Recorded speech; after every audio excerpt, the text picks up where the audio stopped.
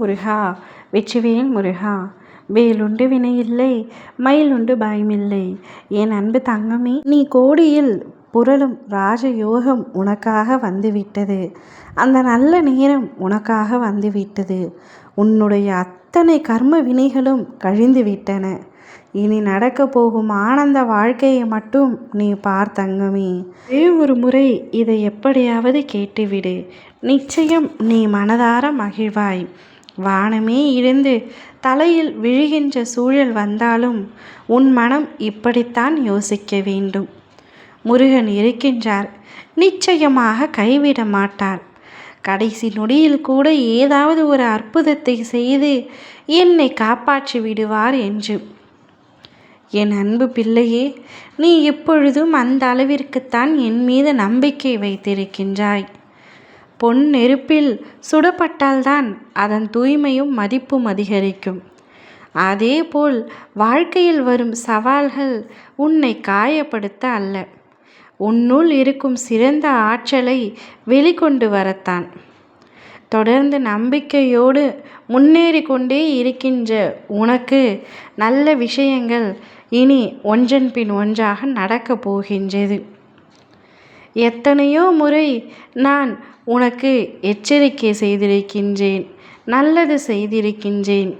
ஆனாலும் ஏதோ ஒரு பயம் உன் மனதை போட்டு சூழ்ந்து வாட்டி வதைத்து கொண்டிருக்கின்றது.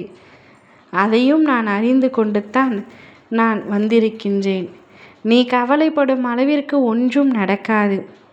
என் நாமம் உனக்கானது உன் செவிகளில் எப்பொழுதும் இருந்து கொண்டே இருக்கட்டும்.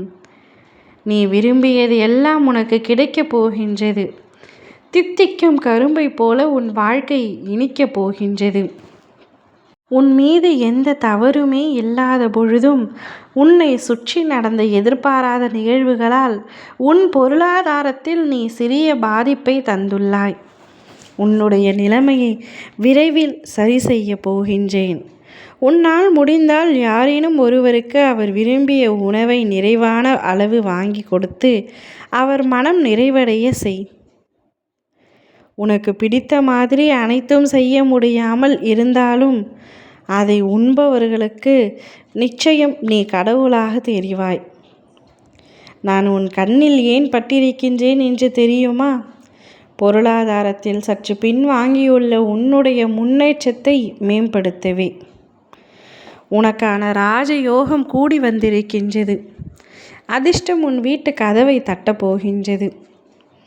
பல சமயங்களில் மனதில் யோசிக்கின்றாய், கடவுள் என் முன் வந்து நின்றால் என்ன வரம் வேண்டும் என்று கேட்டால் பல கோடி ரூபாயை நான் கேட்டு விடுவேன் என்று. ஆனால் அது நடக்காது என்று உனக்கு தெரியும். ஆனாலும் உன் மனதில் இருக்கும் ஆசைகள் அவை.